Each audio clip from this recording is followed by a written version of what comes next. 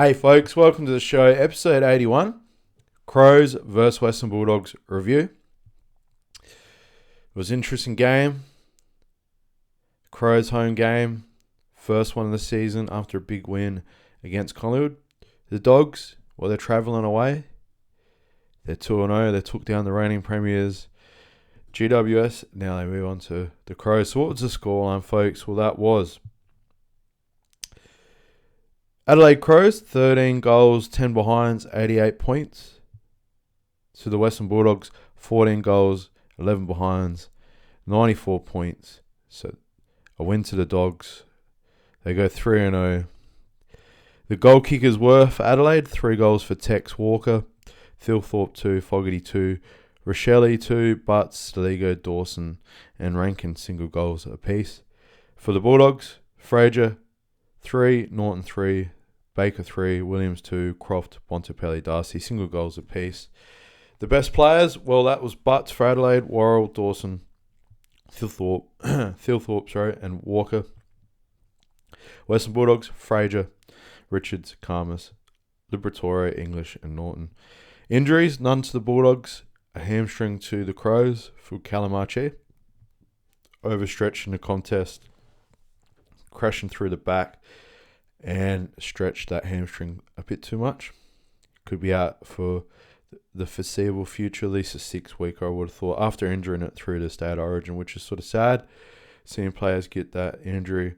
Hugh Bond was replaced by Chase Jones in the early selection due to illness. So 49,185 for the crowd at Adelaide Oval. So decent crowd for the first game back for the Crows. Didn't quite crack that 50,000, but it was quite good. But the Bulldogs kicked the opening goal of the game, capitalising from error by the Crows defence. Baker coming through, kicked the first goal. Got the Dogs going quite good, I thought. He started off quite well. Throughout the game, it was obviously a 3-goal quarter to 3-goal four quarter. The first quarter by the Bulldogs leading by 4 points. But yeah, look, their captain Marcus Bontempelli, who finished with 30 disposals, 7 clearances. He is just an absolute gun.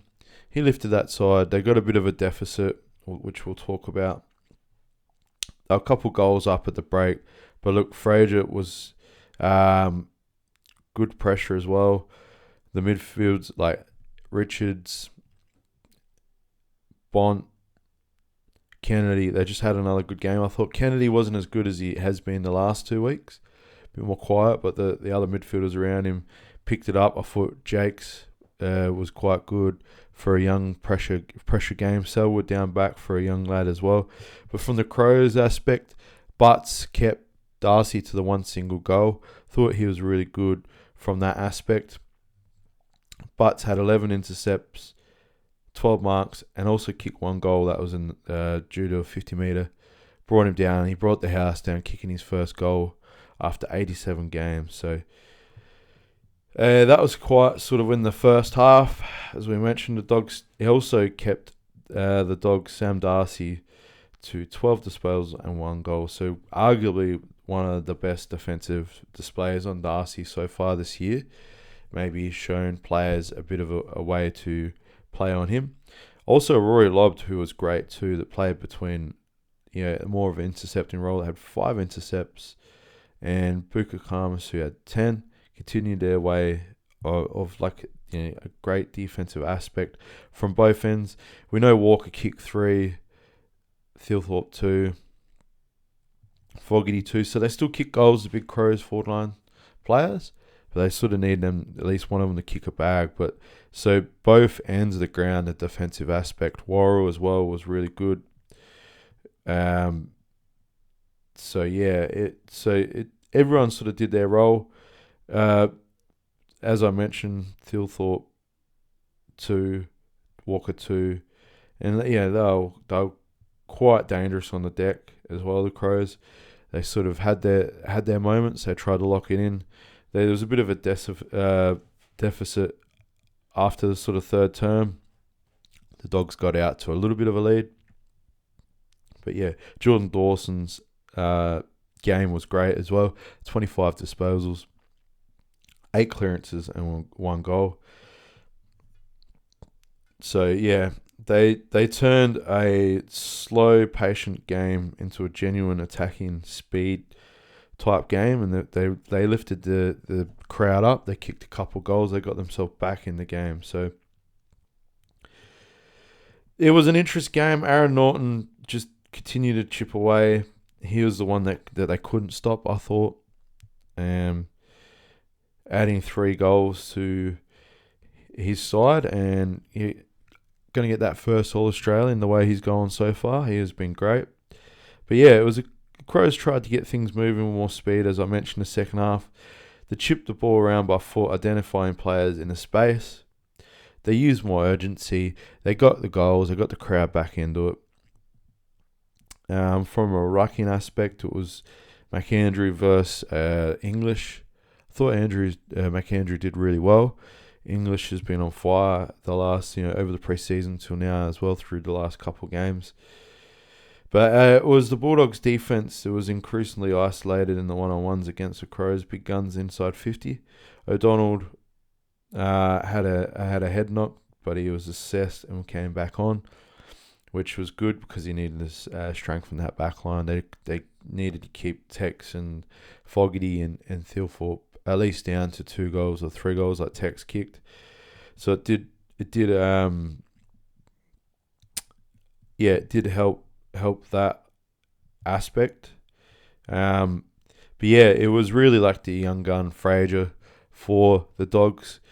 He ended up finishing with 24 disposals, 479 metres gained, and he had 3 goals. So arguably the best on-ground performance. The Crows didn't have much answer for him. They let him sort of run loose. They needed to sort of play. Miller had a great game the week before, but also Rory Laird had calf issues, so that they're struggling to stop that half forward of the Dogs. Riley West had a good game the week before, but it was a bit more quiet. So it was Fraser running through there, also running through the midfield. So we'll just talk about some stats. And I will talk just about who won the game in the end as well throughout the last quarter. So, yeah, basically at the end, the Crows had a surge. It was a challenge from Adelaide. They pegged back a 4-goal deficit, as we mentioned, in the final quarter. But Baker, as he did, he finished the game off with a goal after he started the game off with a goal. And it was the Bulldogs who went on to win the game within the last 2 minutes and sealed victory, as I mentioned, the scoreline. And now we'll get into the stats as well, folks. So just player stats. I'm going to give the ruckman a bit of a look at here. I think that's important. So hitouts, McAndrew had 38 for the Crows, Tim English 32. So quite a close battle there. Darcy 10, Riley Thilthorpe 7, Croft 2, Rory Lobb 1. So that rounds it out. McAndrew got on top of English, which was quite interesting. So he's been a great player and asset to the Crows. We'll just talk about clearances. 8 for Matthew Kennedy. He still had a great game, even though I thought he was better last week. Maybe you don't see those little things. He's still got 8 clearances, folk. Jordan Dawson, as we mentioned, 8. Bont, the legend himself, 7. McAndrew, the ruckman, 6 for the Crows. Pretty good effort. Liberatore, 6. English, 5. So pretty much even for the 2 big guys. Sligo, 4. Berry, 5. Sanders, 4. Richards, 4. Thilthorpe, 3. Rochelle, 3. Fraser 3 to go with his 3 scoring shots and goals, and 24 as we mentioned. Peeling 2, so a mixture of 2s and 1s to round it out. The total disposal getters for the game: Bontempelli 30, Ed Richards 29, Liberatore 28, Kennedy 27. So top 5 are all the Dogs players, folks. Worrell down back was absolute gun with 25 disposals. Dawson 25.